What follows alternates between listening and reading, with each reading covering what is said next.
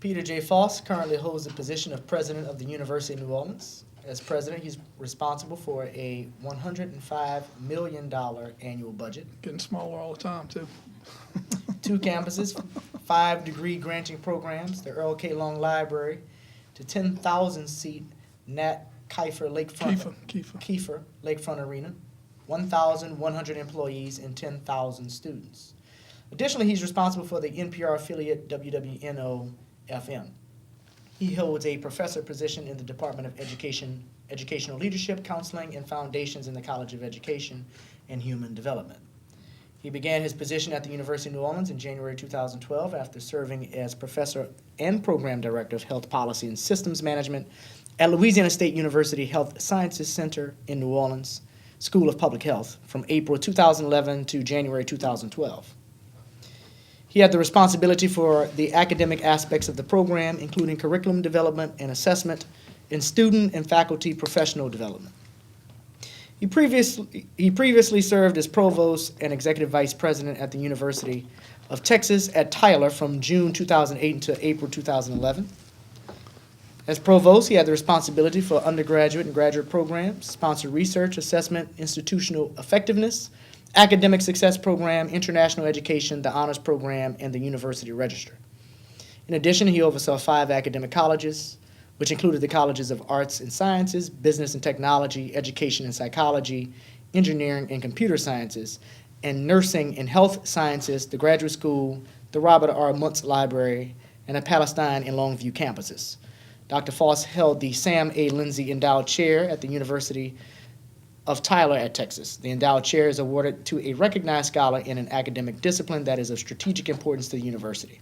The holder of the chair is a scholar noted for research, teaching, and service. He began his work at the University of Texas at Tyler after serving as dean of the College of Health at the University of Southern Mississippi for 4 years. At the University of Southern Mississippi, Dr. Foss had the responsibility for undergraduate and graduate programs for 3,000 students in 7 departments and schools. Dr. Foss currently holds or has held adjunct full professor appointments at Tulane University School of Public Health and Tropical Medicine and University of Alabama Birmingham School of Health-Related Professions. He is currently a visiting scholar at the Medical University of South Carolina. He has held faculty positions at UNLV School of Dental Medicine, where he served as chair of the Department of Clinical Sciences, and Tulane University School of Health Sciences Center, School of Public Health and Tropical Medicine. Dr. Foss spent 17 years at Tulane University in the Department of Health Systems Management and served as Assistant Dean for Undergraduate Relations. Prior to working at the University of Southern Mississippi, Dr. Foss held the position of Chief Science Officer at the Mississippi State Department of Health from January 2003 through June of 2004. Dr. Foss has received numerous honors and awards since beginning his academic career. In addition, Dr. Foss has published over 50 peer-reviewed papers, technical reports, white papers, and book chapters in the areas of healthcare decision analysis, environmental health, data mining, neural networks, health services research, and managerial epidemiology. He is the principal author of the best-selling textbook published by Josie Bass, a John Wiley imprint entitled Designing Healthcare for Populations. In addition, he is the principal author of Managerial Epidemiology for Healthcare Organizations, second edition. The rights to this book have been acquired by King Saud University in the Kingdom of Saudi Arabia for translation into Arabic. He has received over $6.5 million in external grants and contracts. His research interests and consulting experience include health system planning and evaluation, decision sciences, health status, health disparities, health-related quality of life, patient satisfaction, access to health care, applied artificial intelligence, negotiation, clinical effectiveness, statistical process control, data mining, and outcomes research. Our president of the University of New Orleans, Dr. Peter Foss. Thank you very much. That is the tongue twister of a lifetime, by the way. I left some stuff off, too. You only can fit so much on the page. One of the things we always find very fascinating when you come and visit our class, which we appreciate every semester, one is the diversity of the background you have Sure. in the workforce. How is it possible, and why did it happen that you started in so many different fields and became so successful? I mean, we see dentistry down here. We see leading the academic portion of a university. We see systems management, so many different areas. How did that happen? Can I go back to the beginning? Absolutely. Okay, I'm a native New Orleanian. I'm a Yat. Young people don't know what Yats are. When I was growing up, and I didn't come from a life of privilege. Is that a good way to describe it? First person in my family to actually go to college. My mother and father did. I graduated from high school. And when we would see people when I was a teenager, we would say, "Well, Yat." So you might see Yat, you say, "Well, Yat." So, but you didn't live downtown, so you wasn't a Yat, were you? Yeah, I lived downtown. Okay, all right. So, when I was went to public schools first in New Orleans. Neither of my two elementary schools exist anymore. I guess I'm getting old. I went to Charles E. Garray, which was in the 8th Ward, which then became Aretha Castle Haley, which the street's named after that your place is on, right? That's right. Jazz Market's on. And Hurricane Katrina killed it. Then they sent me to Catholic school, we Catholic, and I went to Annunciation Grammar School, which not even there's, the building's gone. And at least the Aretha Castle Haley building is still there. Then was fortunate enough to go to a college preparatory Catholic high school, Holy Cross, which at the time was in the lower 9th Ward, but now it's right over here. And then going there, my family worked on the riverfront. They were longshoremen. And when I was 18 years old, I was actually 17, but I was big for my age. I carried bananas on the riverfront.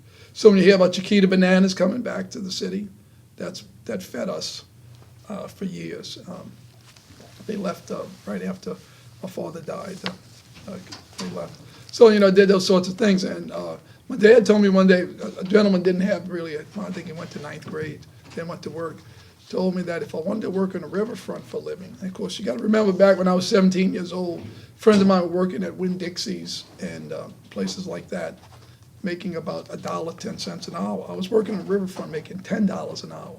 So during the summers, I did pretty good, and it seemed like a lot of money. My dad told me that if I wanted to have a career on the riverfront, he'd make sure I'd never have a job there. He would tell everybody not to hire me, which is probably the best thing my father ever did for me, because he said, "You got to go to school." So I said, "Okay," and you always hear people tell their children what they need to do. Well, I actually listened to my dad, and couldn't really afford to go to much school. And the state of Louisiana at the time had a grant program that banks would loan you money and the state would pay the interest as long as you remained in school. And so I got some loans. First went to school in Lafayette. It was called University of Southwestern Louisiana. I was there about 2 years. My dad suffered a stroke. So even a little money that it cost to go there, so I moved back. And I was fortunate enough to come out to the University of New Orleans. I started in 1970 and graduated in 72. At the time, it was called LSU in New Orleans. I'm dating myself.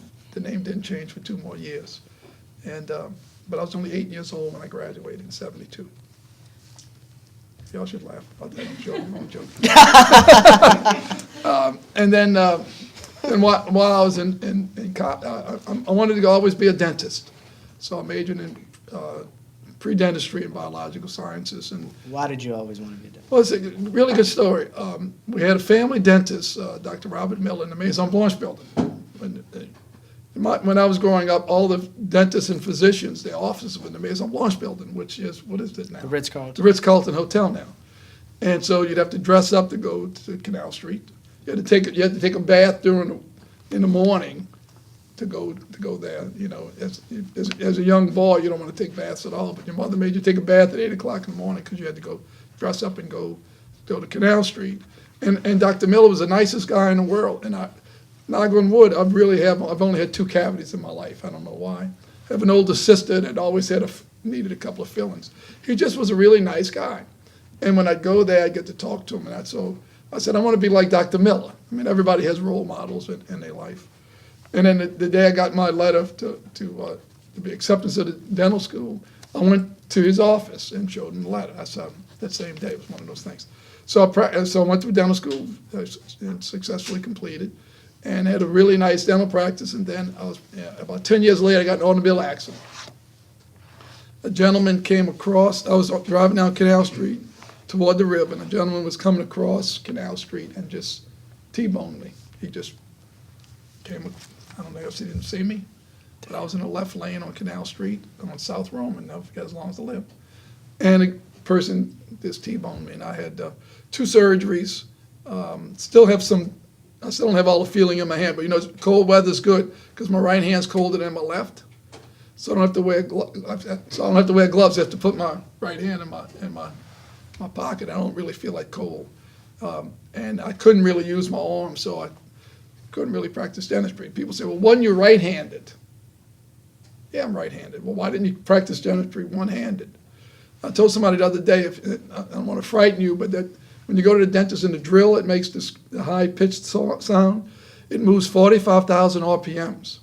It moves 45,000 times a minute. So you just imagine if your tongue gets in the way or your cheek. You know, dentistry is actually a four-handed field. So I couldn't trust myself to. Plus, I couldn't move my arm without a lot of pain. So while I was getting rehabbed on my shoulder, I decided that I needed to do something else for a living. I was only 36 years old, and I couldn't just get disability checks.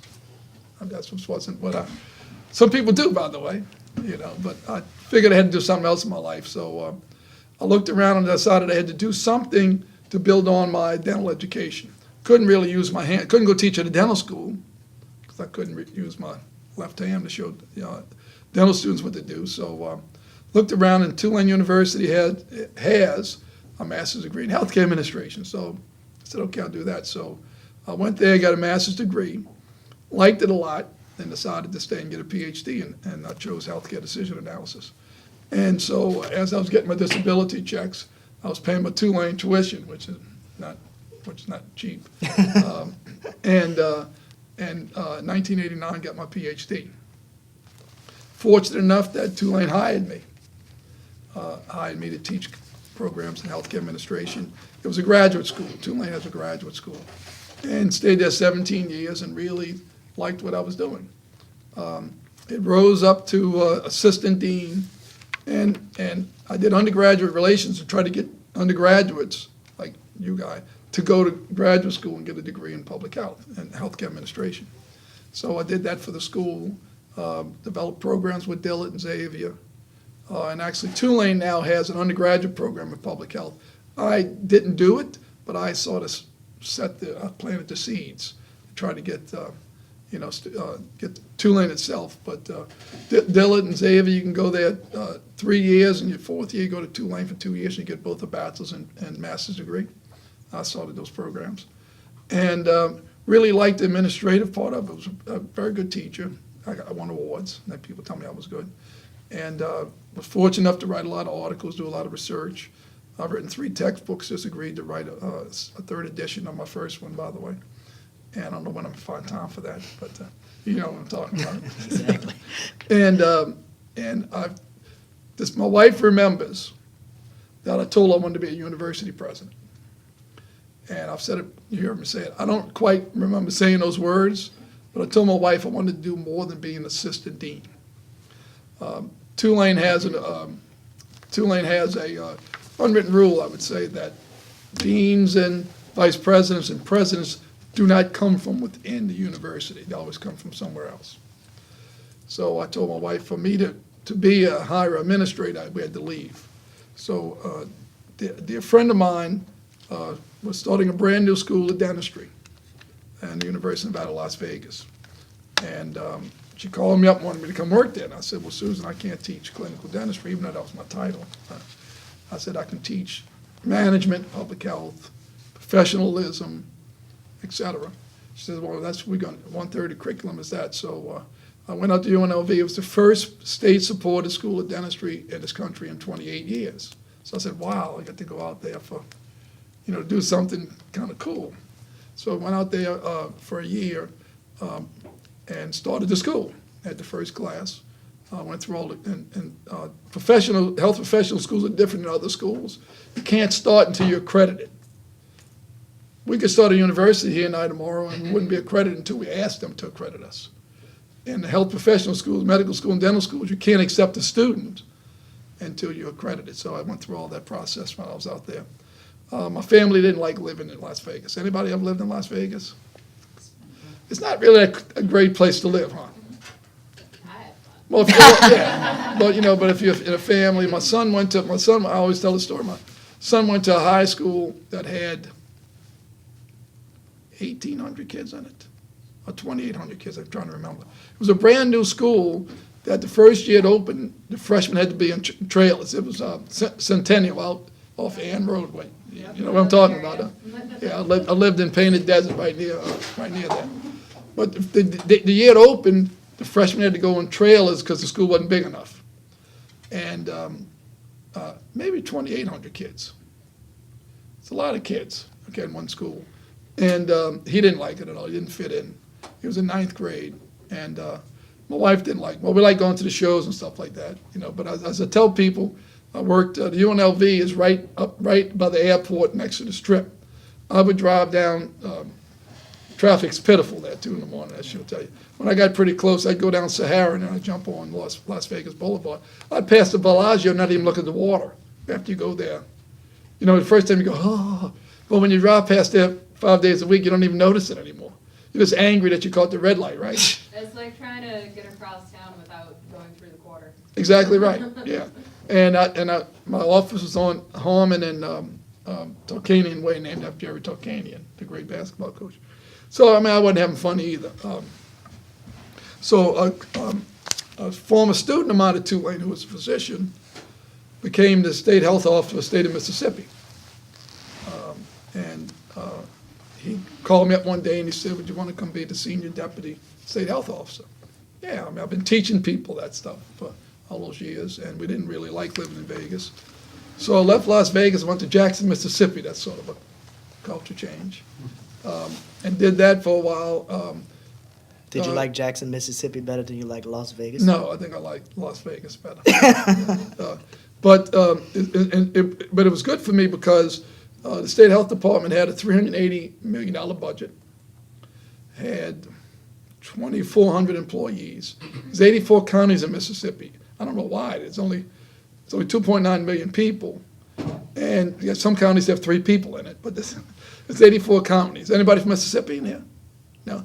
84 different counties with a health clinic in every county.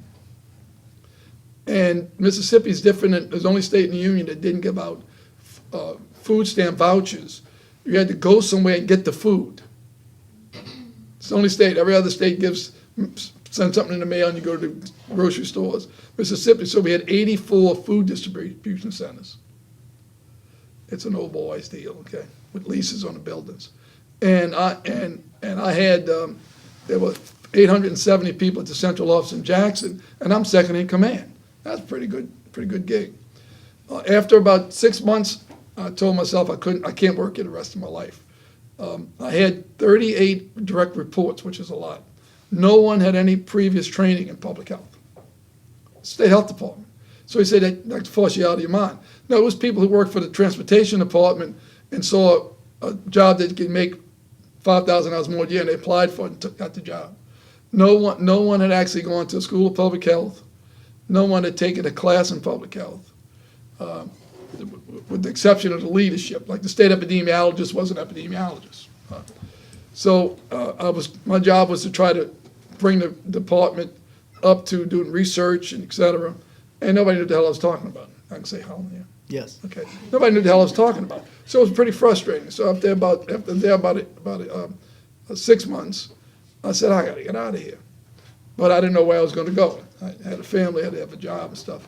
So I was there about a year, and then the University of Southern Mississippi, which is in Hattiesburg, which is much nicer than Jackson and Las Vegas, by the way, had an opening for a dean of a college of health. Again, on my trajectory to be a president, I got kind of sidetracked. And so I applied and was fortunate enough to get it. I had a very interesting, he said the names of the college, a very interesting college. I had a school of nursing. I had the largest school of nursing in Mississippi. I had a Department of Speech and Hearing Sciences, which is speech, language, pathology, and audiology, which is kind of related to different things. I had a Department of Nutrition. I had the Department of Community Health, Public Health, which was what I was doing.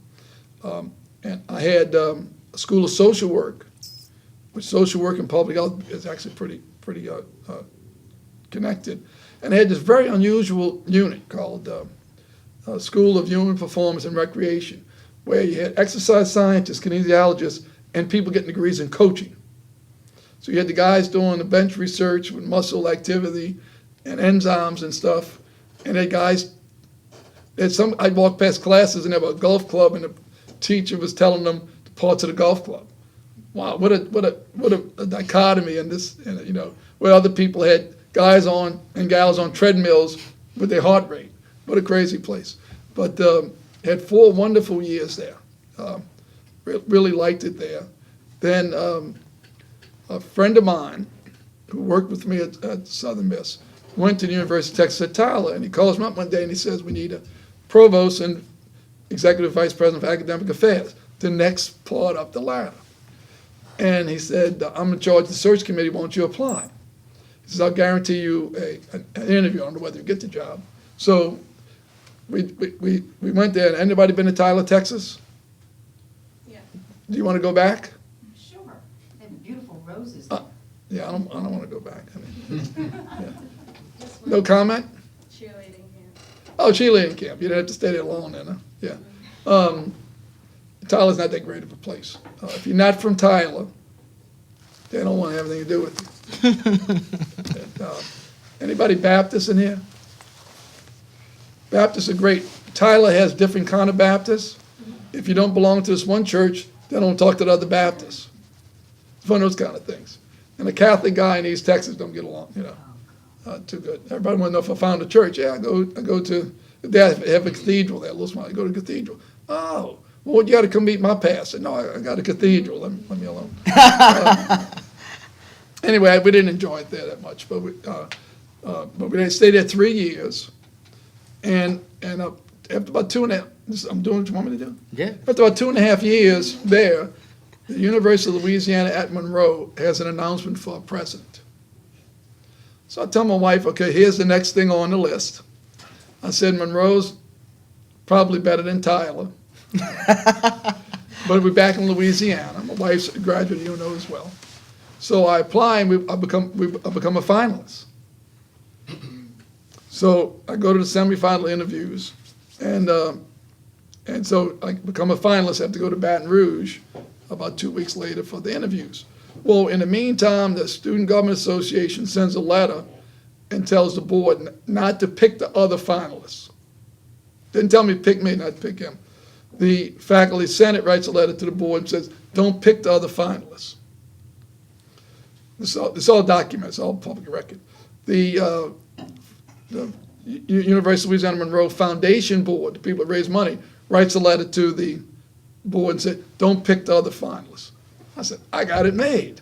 So we start planning about living in Monroe. Well, the board picks the other guy. Why? Long story. And you got me on tape, so I can't. Okay, tell you all why. right. Long story. So my wife still is upset about that. We're happy we're here, but she's upset about that, by the way. And I'm actually, the other person wasn't his fault. We've now very good colleagues because we're in the same system. So during that particular, 2 or 3 months of the search and coming back to Louisiana, and every time we'd go to Monroe, we'd figure we'd come down to New Orleans, 'cause my family's from here, and, et cetera. And in fact, right after I didn't get the job, we came to New Orleans and spent the weekend. This was October 28th, I think. So during the Christmas holidays, we're in New Orleans visiting friends and stuff. My wife looks at me and she says, we got to move back to Louisiana. Okay. So now you got to find a job. Okay. So my wife, believe it or not, found a job quicker than me and left me in Tyler, Texas. I have to tell you something. But she didn't leave him. She didn't leave. So anyway, I go to my boss, and I go to my boss as the president of the university. I'm saying, look, I really need to leave, but I can't leave now because I don't have a job because Lori left and went to New Orleans. Oh, I'm so sorry. And I said, no, we're still married. It's just that she found a job, and she works in the charter school system, Choice Foundation. There's 3 charter schools. Lafayette Academy right near your house. Esperanza, which is on Carrollton next to Jesuit High. And McDonough 42, which is normally in the Tremé, but they're renovating it so they're out near where Carver used to be, where Louisa. That's right. Yeah, okay, well, Carver. They're building a new Carver. Yes, they are. Okay, well, apparently where the old Carver was is where they are. And so she was a assistant principal. She left me there. So that wasn't much fun, by the way. So I started looking for a job. So the first place I called is Tulane. I was there 17 years. They liked me when I was there. I think I'm better prepared to be a faculty member than I was when I left. I have experience from a public health state system and all that stuff. They kind of didn't give me the time of day, interestingly. Hey, look, I'd like to come back. You got anything? Well, no, not really. Okay. So I don't know what to do. So I get a call out of the blue. I get an email out of the blue from someone who worked with me at Tulane, who went over to LSU when they started the new School of Public Health. She sends me an email. Did I know anybody who wanted to come teach healthcare administration at Tulane, knowing that I was already doing something else? It was like, it's like those divine things that happen. I am a man of faith. It's like all of a sudden, like a week later, a person I hadn't talked to in 3 years sends me an email saying, hey, you know anybody from all the people you taught and that? And I emailed back and said, yeah, me. So I came in and did a little job. You do a job talk and you tell them what you do and stuff like that. And they offered me a job, which was good. So I came back. My wife was only gone about 8 weeks. Left me alone, so I started teaching there.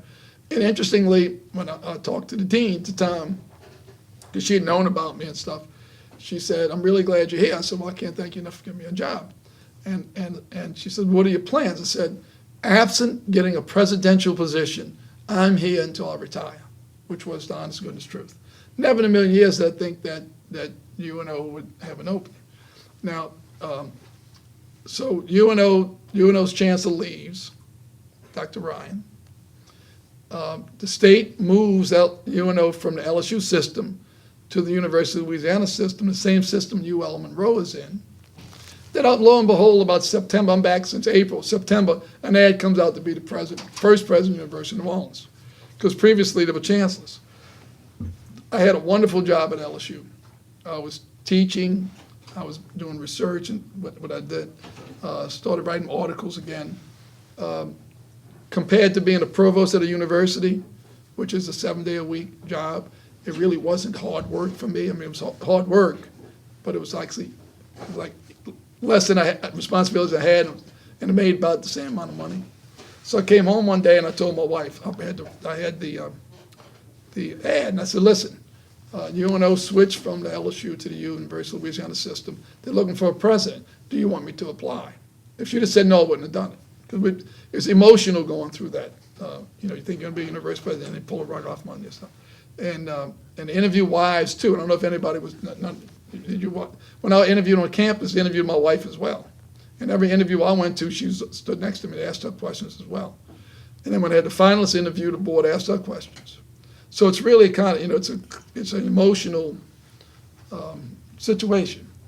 And so she said, let me think about it. So the next day she says, you have to, because it's our alma mater, and it's okay if you apply and don't get it. But if you don't apply, you might never forgive yourself. So I said, okay, I'll apply, and the rest is history. So that kind of tells you why I did all those other things. Let's ask some. And they didn't tell me they didn't tell me the truth about the job. Which brings us to the next question. Yeah, okay. Let's take it from a positive perspective Oh, sure. of difficult questions. All right. So I'm gonna give you 3. What's the positive end on the constant budget cuts that were started before you got here, but Right. has bled over well Yeah. into your entire tenure being the president of the university? Also, the controversial degree program, a few endings there. Uh-huh. And also, coming from being the leader of a faculty, being a provost, you're the person leader of academic faculty, kind of coming here and then being a president of university, still guiding the faculty, having to find a new provost, as well as still being responsible for all your staff and keeping that all going together. What's the positive perspective on 3 very difficult situations? Sure. Well, relative to the budget, since you got to remember, since 2008, the state has reduced the state appropriation $40 million, once they gave us. Since I'm president, I'm in my 4th year now, it's been $15 million since I've been president. In addition to that, in fall 2012, which was 6 months after I got here, new admission standards were placed on the university where students who needed remedial math or English, that means if you got a 19 on English math, right? 19 on math, 18 in English on ACT, you couldn't even be admitted to the University of New Orleans unless you took a compass test and all this other kind of stuff. Well, that was about 780 freshmen a year came here who needed remediation. So beginning fall 2012, we couldn't admit those students at all. So that has actually added to our, as the state gives us less and less money, we rely more on tuition and fees. So they took money away from the state appropriation and made it more difficult for us to get student and fees. So it's really been a challenge. It's been worse than I anticipated. Now, the good from that is that students who are coming now are better prepared. If you believe in the test scores, which I don't believe in test scores. If you believe in the test scores as a good predictor, actually it's your high school GPA is a better predictor of success in college than the test score. We've used our own data and matched it up with national data. Now we can let 6% of the freshman class in on exception. Like if you have a really good GPA in high school but a poor ACT score, I can still let you in 6% of the students. And they do an audit to see if I didn't let in 8%. I came with a bright idea. I told my VP, just let in 10% of the class. Well, they come and audit you and they actually look at every person. So that makes it difficult. So I guess if there's any good of the budget cuts and the changes that the students that are coming here are quote unquote better prepared. Now, just in the last 3 years, our retention rate, that students who come as a freshman, how many of those are here as a sophomore? That's going up 4%, which is significant. 67% of freshmen who come out of high school are here the second year. With transfer students, it's actually going up 7%. It's 60 now. It's 70% if you're a first-time student. If you're a transfer student, it's 74% of those are here the second year. So enrollment is kind of stabilized because we're retaining more students. Still having difficulty getting people in. In fact, we used to have 1,600 freshmen. We had 854 this past fall, just to give you an idea of the difference. So we're making it up on transfers and people staying in school. Hopefully you feel it, those of you who in the second year or so had centralized advising in your first year, that you go to the Poverty Enrollment Center and you get advised by the same person the first year. And we're starting to see good results. So the positive of it is that we've become more efficient. I can't say anything negative. No. Go for it. Okay. Well, you only be efficient to a certain point. You reach a tipping point. You can only do so much with so little, and we're actually at that point right now. We're actually leaning a little bit. So that's sort of the difficult thing. But so it's made us focus better on where we're spending the money, and really there's no waste anymore here at the university. So it's allowed us to do that. So, but the budget cuts and the less number of students has forced us to do a better job of the students we have. So we're retaining more students, and we're getting more high ability students. When I first came here, our most prestigious scholarship is the Homer L. Hitt Presidential Scholarship. 30 on the ACT, 3.5 GPA in high school. That's the minimum. My first year, we had 18 students who applied who were eligible. We awarded to all of them. 14 accepted it. This past year, 122 students applied who were eligible. That's in 3 years. And we, of course, awarded to all of them. 78 accepted it. These are students that will graduate in 4 years. We know 1 or 2 will drop out, but the vast majority. So we're beginning to see people are now understanding that we wanted a better, as y'all know, it's not easy here. When you graduate from here, you're going to be prepared for whatever you're majoring in, let me tell you. You'll be prepared for whatever career you're doing. Industry people tell me this. So people are beginning to recognize, so we're getting more of the students who wouldn't even think about us before, so we're getting better. Also, it's forced me to look outside of the city to get students, because I can't get the people with By the way, this 23 ACT to get in this university, 19.5 is the state average. You know that? The national average is 21.5. Y'all looking at me like I'm out of my mind. I'm on the board of my high school, College Preparatory High School, with 7 PhDs on the faculty and a JD, a lawyer, teaches ethics. Only 37% of their graduates last year had a 23 ACT or above. And across the city, it's only about 44% of high school graduates have an ACT that can get in the University of New Orleans. That doesn't make sense for the university who is here for the city, does it? And I've been working as hard as I can in Baton Rouge to change that, and I haven't been successful yet, but I haven't given up.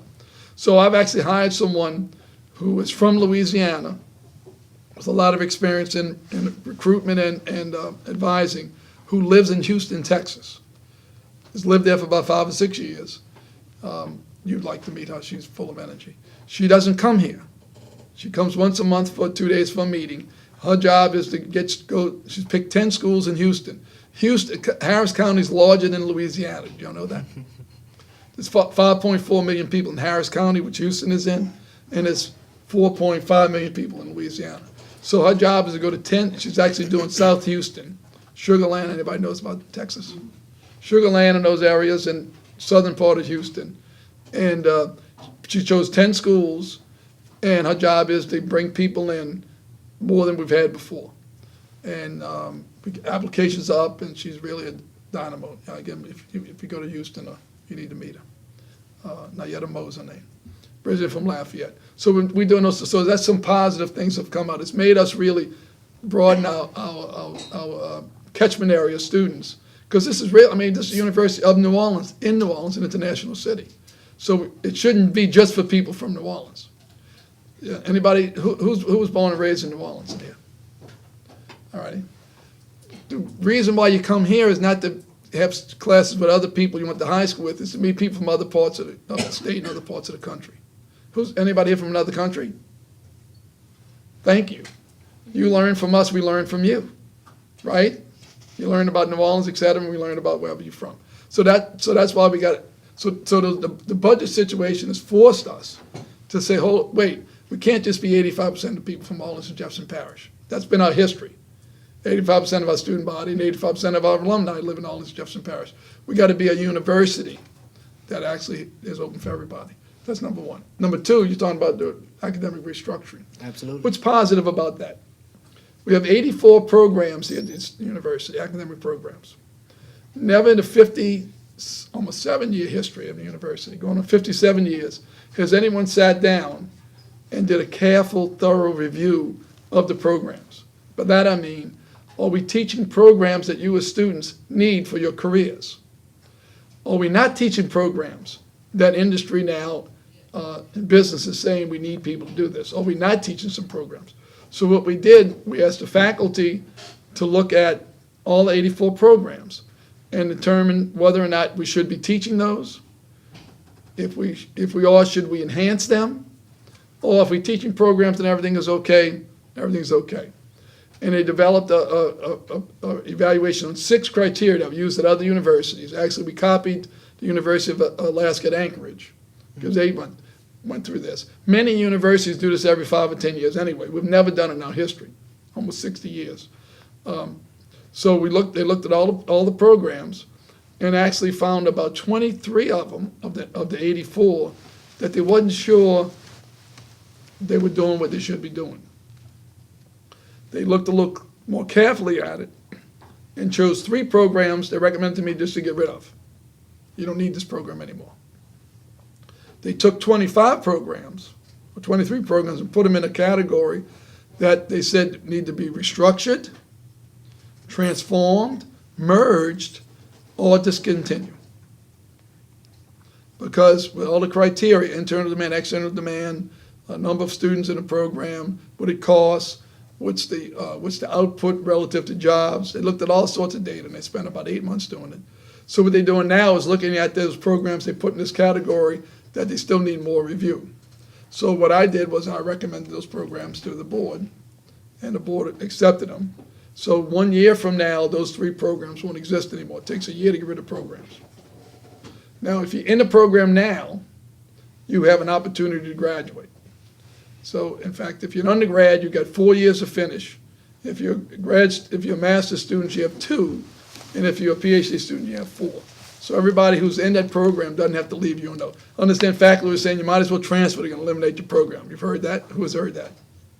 You don't want to say? Students have told me, is it true I should transfer because my program might be eliminated? Well, even if your program is, you won't affect you individually because you have time to. And if it takes more than 4 years, case by case basis, we'll let you do it. So what we'll do over time is that we'll reduce the faculty, because we won't let any more freshmen in. So the faculty that teach freshman classes in a year or 2 won't be here anymore.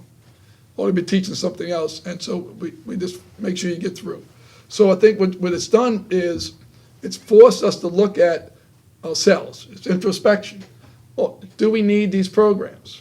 In fact, there's one program I would recommend to eliminate, the PhD in special education. I got 1,000 emails and letters from people in special ed saying how horrible it is. No one's finished the program in 7 years. No student has actually graduated in 7 years. There's students taking some classes, either they drop out or they change to a PhD in curriculum instruction and forget the special ed emphasis. So people don't know that out there. They think we stopped and we don't care about education, preparing people to be educators. So there's things like that. There's really not enough students in there and they don't have enough faculty. So we've eliminated those programs. The Dean of Education came to me and recommended some other programs to get rid of. And one of the programs the faculty recommended to me, I did not recommend to the board to eliminate. The Dean convinced me, no, you should get rid of this one instead of that one, and I listened to him. And faculty aren't happy with me anyway. But no, I'm at the top, so I get all the blame. So we eventually have a university that's teaching what it should be teaching. We actually just got a new program approved. So we're not stopping things. We got a master's degree in transportation just approved. First work Monday in January for the Board of Regents. You get a master's degree in transportation, especially on port administration because we're a big port city. So life goes on. It's just that, like we're pruning the bush. Anybody ever done any gardening around here? We're trimming back some of the bushes because it's not growing really well. It's there and it's alive, but it's never going to really flourish. So the other parts of the plant so new buds can pop out. I use a Creole tomato plant. Cut the little pieces off that aren't growing so the rest of the plant can be healthy. That's exactly what we're doing. So I think it's a very positive aspect. What was the third question? I already forgot. Faculty. What about them? Just the response to, as they're going through this transition and how difficult this time is, for a faculty that's been dealing with budget cuts for now, Yeah. We're getting on to close to a decade. Yeah, what I've done is that I formed the university budget committee. It never existed before I got here. There's about 30 people on it. It's faculty and staff. And we letting them know what the budget is. And they have several charges. One, look at what we've been spending the money, what areas we're spending the money, and get some recommendations that maybe you shouldn't spend as much there, spend more here, just to get some idea, let them be involved, the staff and the faculty.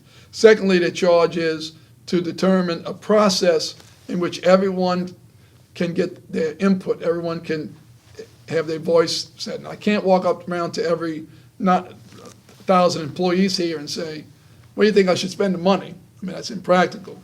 But this committee, working back with their colleagues, can bring things to the meetings to set up a real process. University's never had one. The CFO went to the president and said, this is the budget, and the president said, okay. I didn't want that since I was here, so now we have a process that we have budget hearings, which other universities have. Like around November, you come to here and tell them what budgets for next year, and then then we can go from there and get information and decide how to spend the money. So faculty now involved. In fact, if we get another budget cut, has anybody been reading the newspaper lately? Okay, the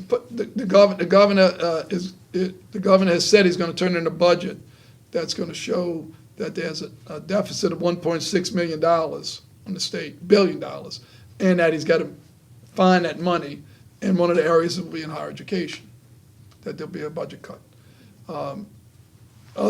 Legislators say, no, it's not going to happen. What's happened to them over the last 3 years I'm here. So the budget committee is gonna actually knows now what is the proposed budget cut unless the governor changes his mind.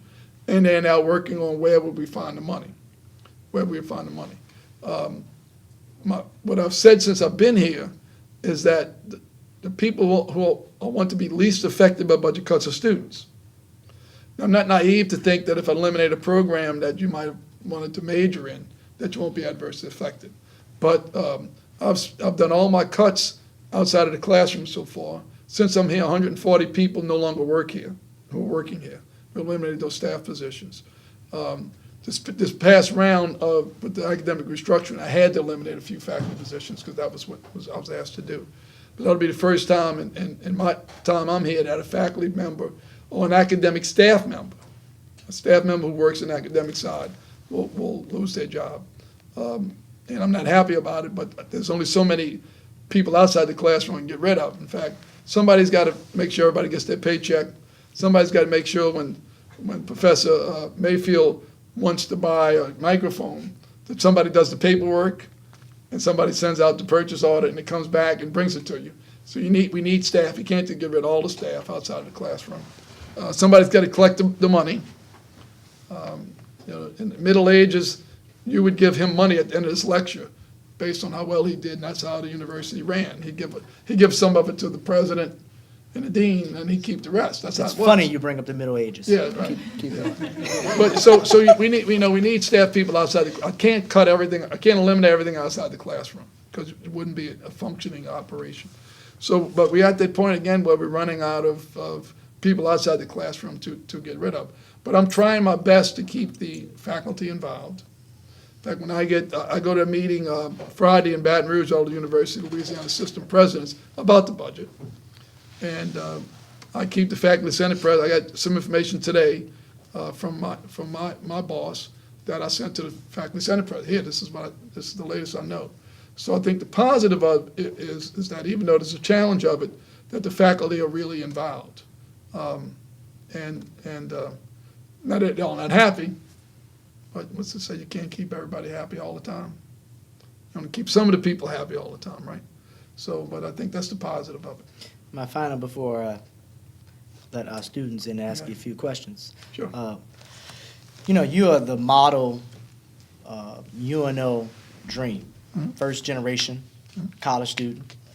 You came here, and several years later you came back, and now you're the leader of the institution. Thinking of all the different types of students that enter the University of New Orleans, from folks who are from here, from out of town, from other parts of the state, other parts of the country, and other parts of the world, people who starting out new careers, old careers, some people that are just investigating life. They're just here because they want to do something that they hadn't finished or gotten to. What's your dream for the UNO student? Okay. First, let me back up. My wife graduated here, but she came here after having 2 children. She was 15 or 16 years after high school. So we actually a really good pair, because I came right out of high school. My wife was a non-traditional student who, actually had a job and that, and didn't like a job, always wanted to be a school teacher, and then came here and got a bachelor's degree. She's got a master's degree now. So let me answer the question this way. The strength of this university is our diversity, is all the people that you're saying. By the way, relative to new students here, more students transfer in than students come from high school. They mostly transfer in from Delgado, lots of them from LSU. They go to LSU, they think it's too big or whatever, and then they come here. I transferred in. I wasn't here 4 years. I transferred in. But I'm going to say in real global terms, and then I'll get real specific. Students here should get the best possible experience they ever can get during their studies here. And this means different things to different people. For the student who just here checking life out, in fact, I saw a gentleman the other day that I've known for years, and he said, my grandson's at UNO. I said, what is he majoring in? He said, I have no idea. And he's somebody to 4th. He says, so I have the ability to check on things. So this young man's in sciences, and he's undeclared, but he's in sciences. So he's trying to understand what's going on. So we need to make sure that he gets the best experience. Met a guy the other day from France who came here because he wanted to study film. Knew nothing about the university, known about New Orleans because France and New Orleans has a connection. And he's a true, I had to listen to him really good to understand him from downtown New Orleans because he has a thick accent, but that's exactly the type of people we want here. And I had a wonderful, I spent a half an hour with him talking about why he's here and what's going on in France and stuff like that. The best experience for him. So we have to have diversity of things. The most fulfilling day I have here is I help students move into, well, commencement's the best day, by the way. The second best day is I help students move into to punch train halls. I never see you out there carrying boxes, by the way. They gave me one of those shirts, and the first year they just took my picture. The last 2 years they actually gave me boxes to carry. And I went to one of those 4-bedroom suites. It was all females. A young lady from Wisconsin, which I think is a foreign country. A girl from Wisconsin. A girl from River Ridge. A girl from Nepal. And a girl from France. Living in this 4-bedroom suite. You know, with the little common, anybody lives in punch train halls? You know, you got the little common area, your best friend, well, if they're nice people, you're best friends with the people that you live with, right? And you talk to them all the time. And I walked away and I said, this is the best experience for those 4 particular students. Because the education they're going to get outside the classroom is probably as important as what they learn from their professors. Because they'll learn to live with different people, different cultures, different belief systems, different habits. They'll learn things, maybe some language. I don't know where you're from. Where are you from? I'm from Canada. Oh, but that, maybe a different accent? Yeah. Well, I'm from Quebec, like the. Oh, well, you can tell a little French then, yeah, okay. Where you from? Yes, I'm. All right, okay, from Quebec, yeah. So, you know, and where else but the university? So I have to make sure that this university provides to all those different students, which isn't easy, all those different students the best experience that they can have, even the part-time student. You know, I've been fighting for a long time to have the bookstore open on a Saturday. You would think I asked for the world to stop spinning around. It's a contracted person, you know, because I think of a student who works full-time and comes for a class at 6. Bookstore closes at 4:30. They work till 5. How the hell are they going to get their book? I don't know how to get it. I guess they go online and get it. But that's not the point. They should be able to go to the bookstore. So I've been trying to get them, and lots of our services are contracted out, and they won't budge off the contract. So I've been fighting with that. Anybody eats food in the galley? I ate that today. It was okay today. I had a turkey sandwich and some salad. But we've been fighting them. They actually, Aramark switched us from the southwest region because they didn't care about us, to the southeast region. And we know that the vice president from the university, so he's actually on campus today. I went to get a turkey sandwich. Though us New Orleanians, I want yellow mustard and hot mustard. Hot mustard is Creole mustard, right? Hot mustard. They don't have hot mustard. They don't even have it. Creole mustard. Anybody from New Orleans, you know what I'm talking about? Creole mustard? I'll call it hot mustard. Doesn't exist in the cafeteria. Till later, they said, what? I said, put a little hot mustard in. I said, I don't have it. What are you talking about? New Orleans. Okay, so I'm going to tell the guy, get a little thing of hot mustard. Because use it. I mean, I got it, when you buy it at home, it lasts like 3 years because you only use a little bit because it's hot. But that's the things we got to have. And also, we need them to, food's not much different in Canada, I don't think. But if you live in a different country, you know, if you live kind of close. But if you're from Nepal, you know, you can't get a meal that reminds you of home. From India, you can't get a meal that reminds you from home. Well, today I had Vietnamese soup today. Mm-hmm. Yeah, by the way. But it happened, you know. But we need to begin to start having an international counter. You know, down there by the salads, just have 2 or 3 international dishes. You know, that exactly I like to eat as well. Again, we're a university, we should have those things. So I need to do all those sorts. I mean, there's no one easy solution to that. But now, relatively, going to tell you about the International Center. Just opened. Absolutely. Anybody knows that we opened up an International Center on campus, first time history university. It's right across from the University Center. Go over there one day when you're in university. They'll let you walk in there, and you'll see it. all the academic wings on one side and all the study abroads on the other side. The back, go all the way to the right, take a left, and go all the way down the hall. There's a student lounge, and it's actually really nice. And there's a television that's connected to a satellite. Probably get news from Canada, probably. They tell me 15 different countries. On the satellite, I guess you get anything you want. And the idea is that students who are here from Canada and other countries can go there during the day or in the evening and see the news or a television program in their country. What I want is students from America to go with you and watch the evening news or your favorite program, Canadian program. And so they can learn from you. You feel a little bit more welcome and home and settled, and we can learn from you. If it's in a different language, have the student tell you what's going on, you know? So that's my favorite part, and I'm not sure it's operational now, but it's going to be a point where with a keypad, that part will be open after hours, that students can go in there, because everything around here closes at 4:30. The students can go in there and watch, eat, and go there and watch whatever program, news, or whatever they want.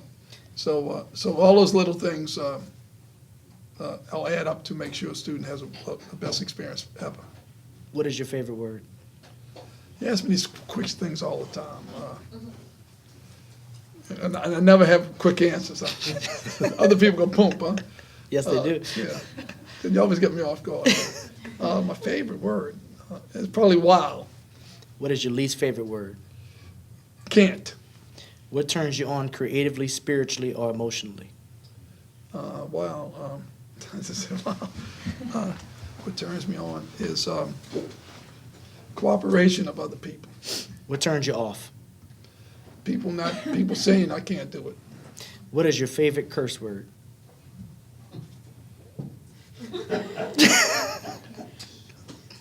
S-H-I-T. I use it in different forms. H-I-T-T-Y, What sound or noise? S-H-I-T-T-E-D. What sound or noise do you love? Music. What sound or noise do you hate? I don't like grinding. For 10 years, maybe I don't like that anymore. What profession other than your own would you like to attempt? I tell you this all the time. I'd like to be a musician. I've told you the story before. When I was a elementary school student, Al Hurt was our pest control man. Wow. You knew that, huh? Yeah, I remember that. Yeah, he worked for, I'm not sure, A&M Pest Control, because he played music at night and had gigs on the weekend. And my dad was in an organization called the Loyal Order of the Moose. You probably know about them. And they had a place out in West End, and on weekends they had music, dances. And Al Hurt and Pete Fountain, by the way, where my dad was the secretary, so my dad would actually hire them. So my dad finds out from Al Hurt's in his 20s, that he's also a pest control man. So my dad, being smart, figured, well, if I pay Al Hurt to play music, he might give me a discount when he sprays my house. Whether he did or not, he had to know my daddy. He was conniving. So Mr. Al would come spray the house. I didn't know. I mean, I was 7 years old. Who was Al Hurt? So one day, my daddy comes home and he's got a trumpet. It had a little bitty dent in it. He said, I bought this off of Mr. Al because he needed money. You know about starving musicians. So my dad decided I was going to be a trumpet player. So when I went to Charles E. Garray Elementary School, which became Aretha Castle Haley, Tuesdays and Thursdays I had to go across the street from school and go for 2 hours to a music lesson. Mrs. Tisdale, who was a mean lady, old lady mean, and I couldn't play a tune, and she'd holler at me and stuff, and I'd just blow. And then she'd call my daddy, and I had to practice at home. I actually had Al Hurt's trumpet. I have no idea where it is, because it was a little dented up. I have no idea where it is. Think if I had that now. Okay, of course, if I went on porn stores, they have to have a certification. Everybody's dead. And then I think my daddy sold a trumpet, and I really wish I could play any music instrument, especially the trumpet. That's why I like him. Yeah. So musician. I like to be a musician. What I profession? should read music, I guess. I guess that's what I really like to do. Is What it too old to learn to read music? Of course not. Okay. Would you 43? I'm 43 right now, yes. What profession would you like not to do? Oh, I don't think I want to be a police officer in a major city. I don't think I'd want to do that. If heaven exists, what would you like to hear God say when you arrive at the pearly gates? Welcome, Peter. Okay, questions for the president? Yes, ma'am. Yes. There seems to be a fairly persistent rumor, not just in the UNO community, but in a few other circles as well, that one of the worst-case scenarios resulting from the budget shortfall would be a closure of Grambling, Nichols, and UNO. Can you Yeah. shed any light on this? Yeah, let me tell you technically the only way that any university can be closed is if the state legislature has 2/3 vote. They couldn't get a 2/3 vote that today is Wednesday. Let me just tell you that ahead of time. Our state legislature couldn't get a 2/3 vote to agree that today is Wednesday. So technically, it won't happen. The room is based on an article that came in the newspaper that 3 schools in the UL system and 6 community colleges school. And by the way, speaking to the president of the community college system, the room is Delgado will close. That UNO is one of those 3. I spoke to my system president, and she told me that's not the truth. I don't know who told the newspaper. Somebody told the newspaper that. But the University of New Orleans has been under fiscal watch for 3 years, and we've actually had a structural deficit. Anybody in business in here? Yeah, I'm getting a bit out of it. But a structural deficit. We start the year spending more money than we knew we were going to take in. We would set our budget for expenditures $6.6 million more than we really knew we were going to get in revenue. That doesn't make much sense, does it? I stopped that. I couldn't stop it at one time, but we cut $3 million last year and $3 million this year. End of this year, we'll be fiscally healthy. So now, if there's a budget cut of the proportion they're talking about, every university and every community college in the state will be equally affected. The president of LSU said that he would not hire 100 people they're searching for. He'd fire 200 people. He would close a couple of graduate programs. He'd stop doing research. We'd have to lose some faculty, lose some staff, but we'd still be here. So there's no truth in it. Thank you. I didn't come here to close the university. I'll fight that. It amazes me, and I'm in business, obviously, I'm in broadcasting. Oh, great. And New Orleans is the engine, in my opinion, that drives the state. Yes. It's the state's biggest city. You said there were 4.5 million people living in the state. 1.5 million live in the surrounding areas here. And I'm a guy that went to LSU a long time ago in 1979. I'm here to finish my education. Sure. Congratulations on your I'm happy here. achievement.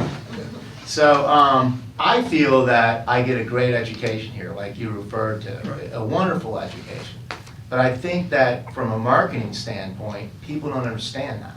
Right. When you talk to people from outside of the state, they know LSU, they know Tulane.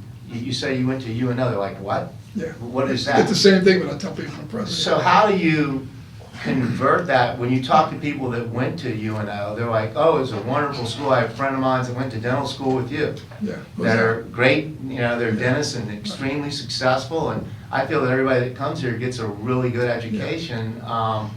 But to me, there's some kind of disconnect there. Yeah. And I was just wondering what your opinion is Sure. of that, and how do you get that out to the public, so when you read Forbes, you're not ranked 571 or Yeah, it's something like It's that. all opinion. Anyway. Yeah. When I first got here, universities are very large institutions and they move slowly. When I got here 3 years ago, we weren't doing any marketing at all. It took me 6 months to get new personnel here, and we're beginning to do it now.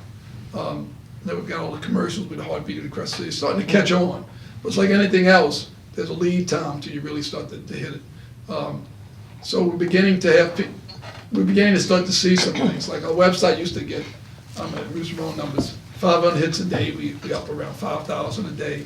And we actually know where people are coming from. The reason why we hired a person in Houston, other than the greater New Orleans area, we get more hits on the website and looks at academic programs from Houston than any other place in the country.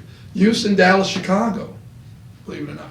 So this person lives in Houston is going to start. And when a recruiter goes to high schools and drops off UNO stuff, that goes to the parents. So it's not just an ad, It's not just a newspaper article, it's all those things. So, we're doing we press all the right buttons, but the train hasn't actually, it's just starting to chug, it hadn't hit full speed yet. So I'm very aware of that. And we're doing the best that we can, given the resources. Because when I cut budgets everywhere. So, people are complaining that we don't do enough. Well, I'm doing as much as we can. But thank you for that, though. Yeah, you're in charge of saying who asks questions. Yes, ma'am. Hi, so I actually work in the Presbyterian Women's Center. I'm a student worker. I've been working there for 3 years now. Okay? And one thing I've noticed with the budget cuts, we've lost so many members of our staff, and it's Yeah. kind of like put us in a really bad position. yeah. A lot of the students that call, they're trying to get in contact with their financial aid advisors, Yeah. and we Yeah. only have 2 of them right now. I understand that, We that's have, what people tell me. like far more than that. Yeah, And it's just been stressful because like we get a lot of calls and Yeah. a lot of students aren't able to get in contact with Yeah. different advisors. So I guess my question is, will there be a point where we will start getting more faculty and staff? yes. You need to see my master plan and stuff like that. I'll email you, email them the website. Yeah. I've got presidential priorities, but it's still a strategic planning outfit that maps out everything to 2020. And we also did a master facility plan, we know what the campus is gonna look like, and I've got presidential priorities and stuff. So what I have to do, given my limited resources, is I gotta put money in certain places. One of the advantages of going through academic restructuring is that monies we save from eliminating programs can be then shifted to other programs, both academic and financial aid, for example. And when people leave, we don't replace them, because I'm worried that I'll hire somebody today and then I get a budget cut, I gotta let them go. You know, Right. So through attrition, you're, The last in is the first out, right? Is that- Yeah. Right, that's the accounting principle.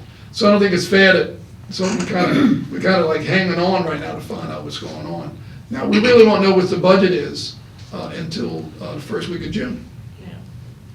Now, the newspaper said yesterday that the House wants to get their budget done early so they can be prepared to veto with the government, to override the government's veto. Remember I told you, you need 2/3 majority in the legislature. They couldn't get 2/3 majority to agree, today's Wednesday. Just telling you. So it's good and bad about that. So, yeah, I understand. Well, that's why I get 2.5 hours of sleep at night at one time. I might sleep 6 hours, 4 hours, but I get 2.5 and I wake up. And luckily, ESPN Sports Center's on at night. 'Cause those other shows at night on stuff, isn't too good. Watch people, with blenders and stuff, that doesn't work really well. But that's what keeps. And in fact, I had my evaluation from my boss in September, and she asked me one question: what keeps me awake at night? And the simple answer is not having the resources to do what I know needs to be done to make this place better. I can't describe it anymore like that. So she said, okay, then ask me any more questions. Yes? Does UNO have any kind of a program, like a lot of the universities, certainly the Ivy Leagues, but they've got money as well, where there's some kind of an alumni program that the alumni scattered around the country will go out and try to, whether it's students that they know Yeah, or recruit. children of families, Yeah. to try to promote UNO and We're just beginning to do that. other than Houston. Yeah, we're just beginning to do that. Well, you gotta crawl before you walk, okay? That's why Houston. We're just beginning to do that. What we don't have here at this university is chapters in different cities. Many of the private universities have a Los Angeles chapter and chapter they meet. We're close to starting one in Chicago. He actually had a performance a year ago, wasn't it? A year ago in Chicago, and I invited every alum we had an address on to come to a reception at the hotel. That was at the Palmer House. That's right. Rented a suite because it was cheaper than renting a room. And we had food and drink, and I did a little 10-minute spiel on UNO, gave them stuff, and about 30 people showed up, which, out of the blue. I mean, we sent out like It's a great number. 150 invitations, 30 people showed up. And they all went to the concert. And we actually have somebody up there who works at the University of Chicago. He's a dean or something. Got his bachelor's and master's degree in engineering, I think, and he's got a PhD. He's an astrophysicist. I don't even know what that is. But a real nice guy, Rocky. I can't think of his name. Shame on me. But he's volunteered to begin to start the thing. And this summer, we're supposed to go up to his home, and he's gonna do that again. So we're in infancy, we're in embryonic stages for that. So we need to reach out, and I typically go at least once a year wherever he goes for his concerts, and we try to get people to come to things. And Chicago's been the most successful of it. And I had a guy graduate in 1970, because I graduated LSU. Well, no, I said, I did too. Don't feel so bad. And we had somebody graduated a year ago. And it was really, you got to know each other and stuff like that. So we need to start getting chapters at other places. Now, here's my problem. I got 2 people working in an alumni affairs office. I got 2 people working in alumni affairs. A year ago, I had 1. I got 2, because the foundation is paying for that person, because I'm running out of operating funds. So, I mean, that's what I'm saying. If I had resources, we'd do all this. I got an email from a person who's a very well-respected attorney in the city, UNO graduate, who was the president of alumni, so he asked me to hire more people and have them live in other cities, like he didn't know I did it in Houston. Many state schools have done that. University of Alabama has 28 recruiters who don't live in Alabama and never come to Alabama. They're all over it. And they've doubled their enrollment in 7 years. They actually doubled it at University of Alabama, Tuscaloosa. So, but they got money to do it. And so I've got a foundation that, if you look at their books, it looks like they have $61 million, which is actually kind of low for a school. None of it's liquid. It's all in endowed professorships, endowed chairs, and endowed scholarships. Got a little bit of money, not much, that actually I can spend. Tulane University's got $1 billion in the endowment. About $300 million is liquid. They can give a college, $200,000 to do something. I don't have that advantage here. So I need resources. Next question. There you go, yeah. Okay. Hi. Hi, first of all, I'm from the University of Idaho. I transferred out here, and Oh, great. How do you like it? I'm loving it. My education in the past 2 weeks is better than my first year and a half at Idaho ever Oh, was. good. But secondly, University of Idaho, I know, is run mostly by the football program. That's where a lot of their funding comes. Right. So I was curious, is that the reason we've kept our athletic programs ahead of our educational, is because we get income from athletics? Or? Well, let me just tell you, athletics doesn't get any money from the university, this university.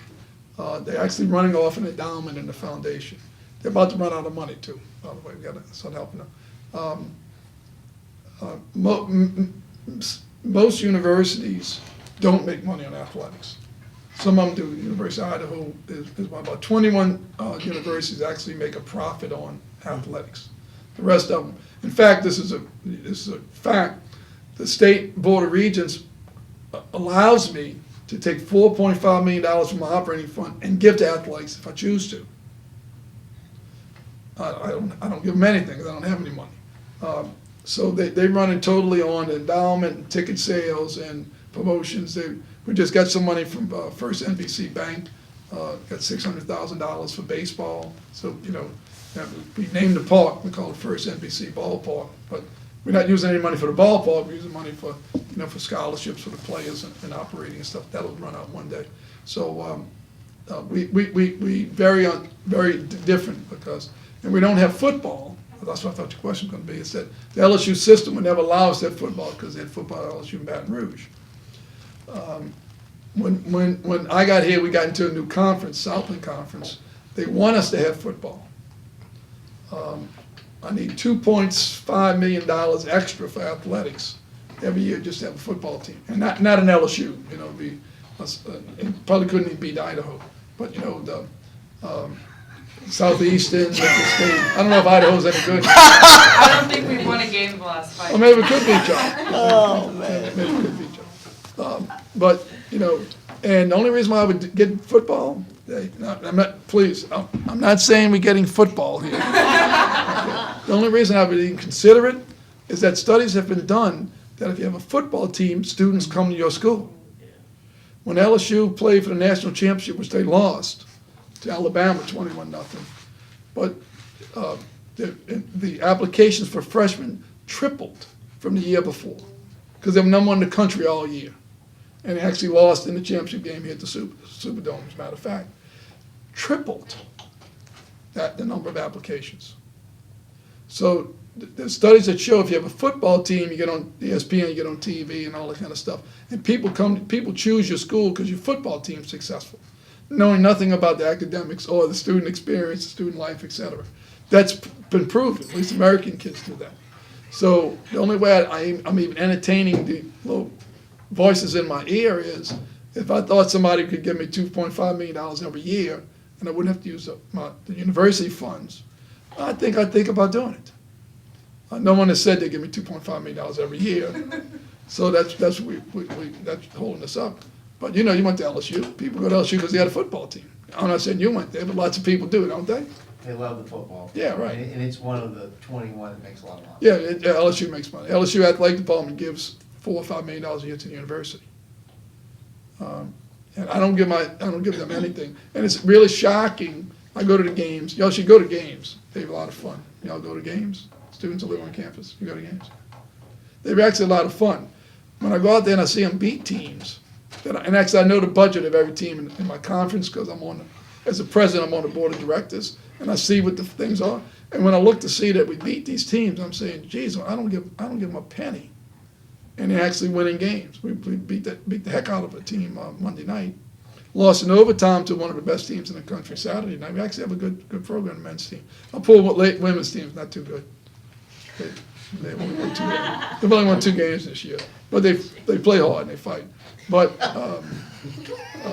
so this is a university that athletics doesn't drive it.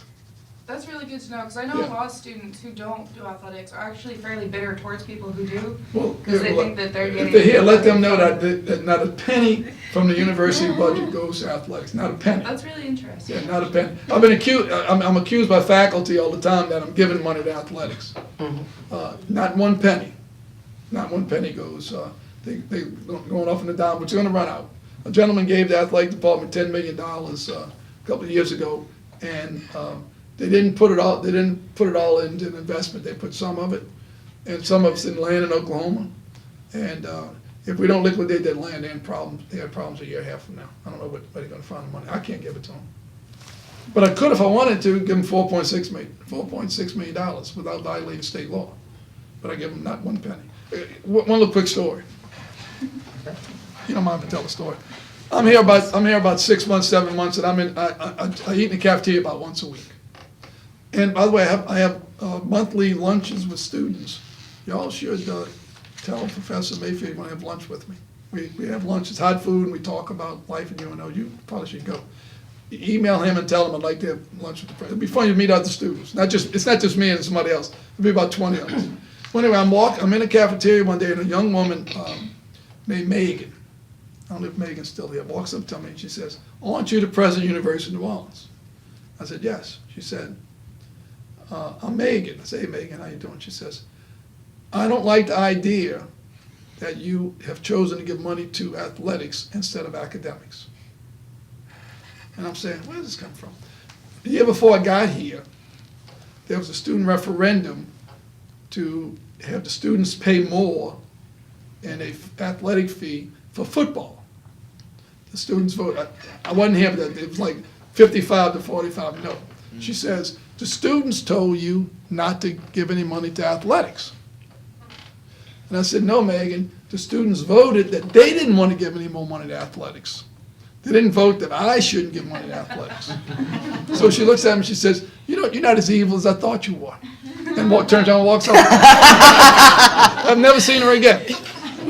So she got that from a faculty member, I guess, Next question. Okay. I have a question about some of the budget cuts. Yeah. I can totally understand the PhD cut if people aren't even finishing the program. Yeah. And that kind of is something that comes from the state level too. They review programs, and if you are Right. not productive, It then was on the list. they tell you, get rid of They it. were on the list, yeah. Speaking as an all but dissertation person, I totally get it. But is elementary education still on the cutting block? Because I feel that No, UNO what the- was a I was- huge leader after Yeah. Katrina in helping the Yeah, schools in New Orleans. The faculty committee recommended I get rid of it, elementary education, integrated and merged, which I don't know what that really means. But let me tell you what I learned. Mm-hmm. It's elementary education, and there's two schools of thought that, what you do with special ed. Right. SPED, either integrate them, which I don't know what that means, I can tell you all that. We can or they meet merged, sometime. okay? Okay. So I was recommended to get rid of the program. The dean, and I called the dean and, hey, what do you want me to do? So Dean Kruger told me, I hope you didn't get rid of it, because when you graduate from here, you get simultaneously 2 certifications. Mhm. Get elementary ed and you get this integrated merge, whatever it is. And school districts are looking for people with both certifications, Right. because otherwise they'd have hired 2 people. Right. So I didn't get rid of that. So no, I didn't get rid of element. No, we did get rid of special ed, I think. I should have a look. Because Why wouldn't you merge that? I would definitely recommend that, I think UNO had a huge presence in the community, particularly after Katrina, that you were Yeah. a leader, and a leader through charter school and other methods of focusing on the students in the Right. city and focusing on, that help. Right. If you don't have schools for the kids to come back, the parents aren't gonna come back to Exactly New right. Orleans. No. That kind of thing, and I No, think. you can feel I think rest they're all assured that really good leaders in that area. UNO will remain to be a leader and. That's good. That separation that you're talking about was before his tenure, and I that know. was actually a move by the former chancellor who chaired that board Yeah. to separate. Right, and that's what I was wondering, like, what was ongoing with that, what was happening. I mean, it's just separated. It's still an ongoing entity, but it's just a separate. It's a separate entity. So Yeah, it doesn't bother us anymore. yeah, I wouldn't say that the university is any less. I wouldn't say that the university necessarily. We're not moves less away from committed to it. Yeah, absolutely. No, including me. Although the newspaper says, My wife's master's degree is I'm out. glad to hear it from you. Yeah, my wife's degree's in elementary education. I think she'd be happy if I got rid of it. From here, no, You'd be in trouble yeah, with all the teachers.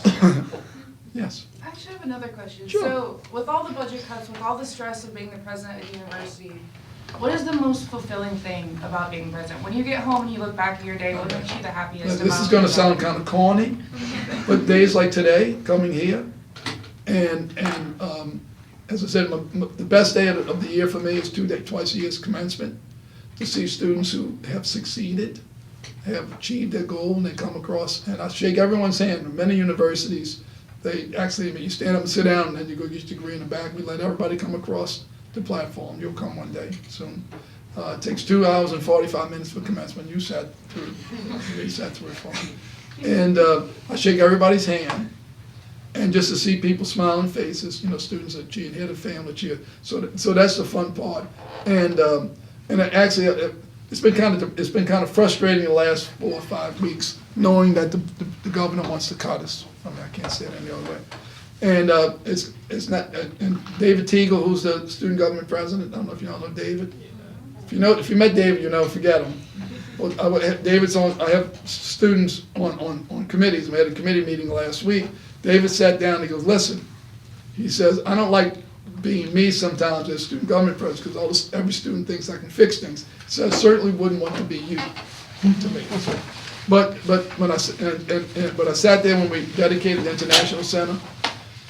I have to look for moments of joy. Does that make sense? There's a lot of joy in the job.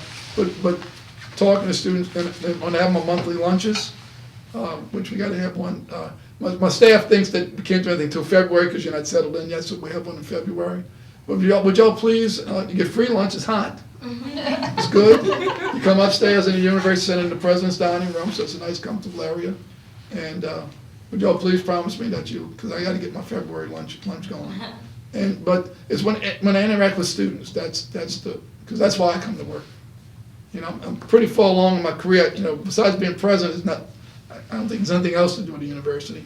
So I've achieved my goal. If my wife says I had it, so I really come to work for students. Last question. What would you like to be doing 5 years from now? I'd like to play golf 3 times a week, and pick my grandchildren up from school, and be a part-time teacher. I still would like to teach. I really miss the classroom. I'll be 70 then, it's 5 years from now, so that'd be enough time to I don't know if I want to be doing this 5 years from now. Because of the things I said, I mean, beating my head against the wall, you know. What was your question? Oh, I was just gonna ask I'm an IDS student and one of my disciplines is journalism. Oh, great. I was wondering if you could tell me like what's the future of that program? I'm graduating this spring, so Okay. I'm getting out, but I was just curious. What's the what? The Journalism. Journalism. What's the under status? English. Is it? Well, it's actually okay. Okay. I mean, it's just like in the past couple of years, like there's been like less and less classes, so just for like other students, because a lot of students ask me, because I was in OL, and Yeah. I'd say, oh, I do this, like this. Right, major. right, So right. they're like wondering like what kind Yeah, of classes. unfortunately, as president, I have very little control what happens in the classroom Right. relative to curriculum, because the faculty control it. And we've had a little, we're getting a new provost who's a good guy, by the way. So I don't know about that, Okay. but I have no intention of telling people not to do that anymore. Yeah, And so it's okay. You graduated already, aren't you? yeah, this spring. So. Okay. I'm happy and sad when people graduate that I know, because I'll recognize y'all when y'all come. I'm happy but sad, you know. I'll be happy for you, but sad that I don't see you anymore. That's Well, fine. you're welcome to go ahead and talk to the president when he's done, because I don't want to hold him for any longer. But I will just like to say that he comes every semester Yeah. to talk to us and comes to this class. And everyone's welcome to have their opinion, but to have a leader of a university take time to come talk directly to the students, I think is commendable, and I totally appreciate it Well, thank you, personally. man. And I think it's representative of the type of university that we all are a part of. So he loves also to meet everybody, so feel free to come up and talk to him. Oh, yeah, I'll say If you talk want to to you. borrow $100 from him, You know, some money. I got 5 $1 bills He's on. got- I really do. Let's thank Dr. Foss. Come up and talk to him. I only got 5 $1 bills. No, I'm serious.